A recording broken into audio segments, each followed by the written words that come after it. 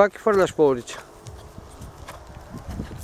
Ни хвърляй по улици, дръж я на полото. Дигни с малко ръцете и я дръж на полото.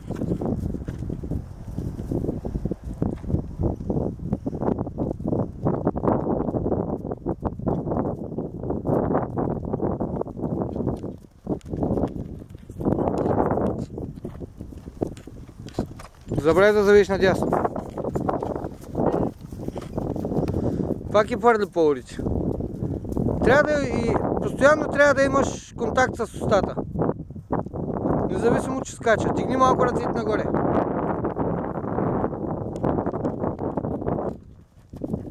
Ето е вече нещо малко по-различно. Давай пак. Малко по-къс по-удих, ако трябва да ги дигни малко ръцете си.